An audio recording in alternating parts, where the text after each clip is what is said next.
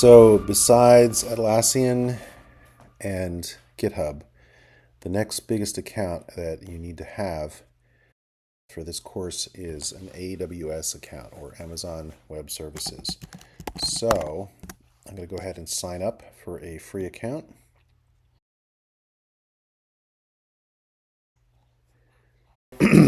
What AWS recommends that you do is you create what's called a root account, and then you basically never use it except to add users. And then you create your own user accounts. So I'm going to do that. I'm going to create the big fractal Tangle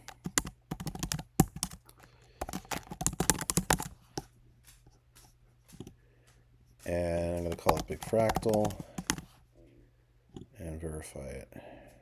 Okay, so let's go. I'm going to put Gmail on here so I don't have to keep doing that. Put Gmail right over here. And there's an email verification. There's the code. And put it in. And now I got to create a root password. So I'm going to pause. By the way, if you hear that click, click, click, that's my holding the sheepdog who's kind of patrolling for the cat. All right, I'm just going to say personal and then put in my info. Even though this is a free account, they still want you to put a credit card in. So I'm going to do that while paused. Now it wants you to confirm your identity with an SMS message.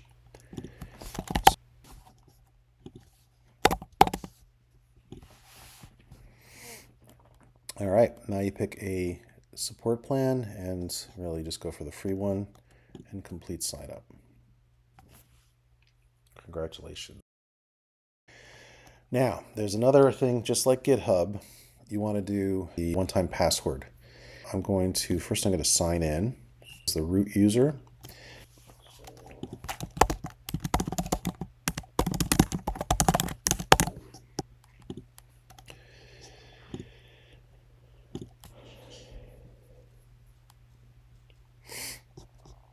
And then it's going to tell you all sorts of things, which stop helping me. Okay, cool. Now it says that I'm in Ohio. I usually go with Northern Virginia, which is US East 1, so I switch to that. And it does matter what zone that you're in. So Amazon Web Services operates in all of these different zones. Basically, anything you create is going to be in one of these. So pick the one that's closest to you for the best experience. Now, I'm going to add a security credentials. And I'm going to do and use a authenticator app. And the device name is going to be MacBook. Open your authenticator and show QR code on this page. To show the QR code and then scan it. And then it figures it out. So I can actually just put in this. And then we're going to wait for a little bit for the next one to time out and get a new one.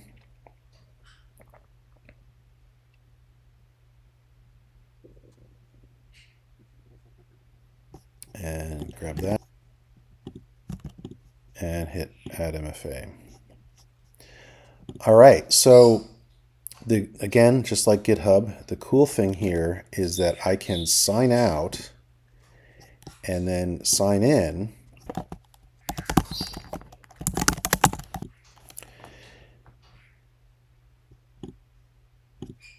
And it puts in the MFA code automatically, which is really good. Okay, now the last thing you need to do is add a user to this account.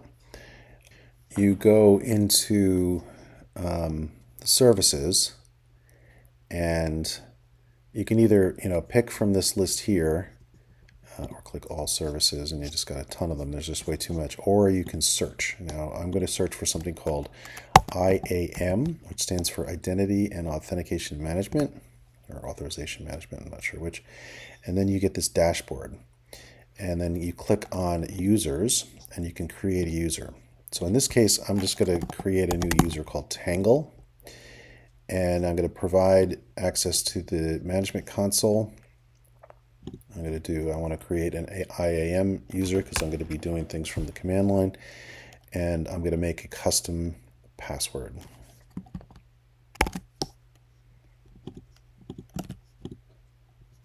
I don't need to have a user do password on the next sign in. This is something if you're setting up somebody's account for them, then they would get to pick their own password. But since I'm doing it myself, I'm just going to turn that off. Typically what you would do here is you'd create like an admin group. And so I'm going to click this and call it admin, create user group.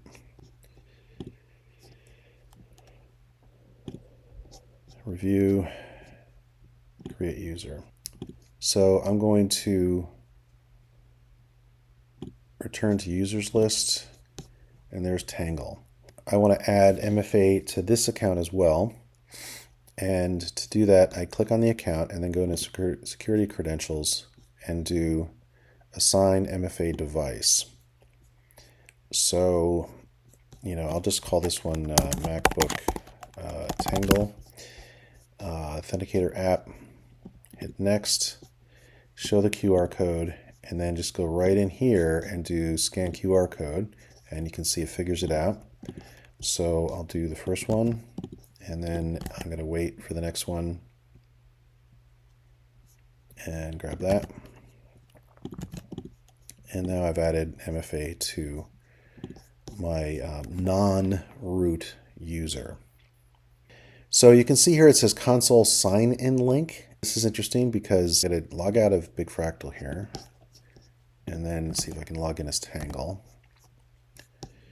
There's the account ID, and I'm going to put Tangle and log in. And you see how the MFA just popped in there?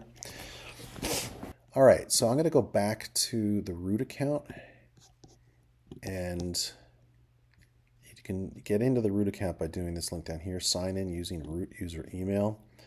And I'm going to do this. Okay, so I'm going to go into IEM, and all right, so if you scroll down here, you're going to see account alias, and if I click create, I can put in an alias which is going to be Big Fractal, and you can see that's going to change the sign-in. So that's created, and now if I go to my user Tangle, you're going to see that the sign-in here says Big Fractal and all this. So I'm going to click that. I'm going to log out, and then just pick Tangle. Now you'll notice the account ID is Big Fractal, and the username is Tangle, and password, so I can sign in. And then there's the MFA code, pops in, and boom, I am now using my new AWS account, and you can see it says Tangle at Big Fractal. I'm going to bookmark the console home up here, and there's my AWS link. So now that I have an AWS account, the first thing that I want to do is register a domain name. So you can use AWS as a registrar. It's actually pretty cheap. And to do that, you need to use a service called Route 53.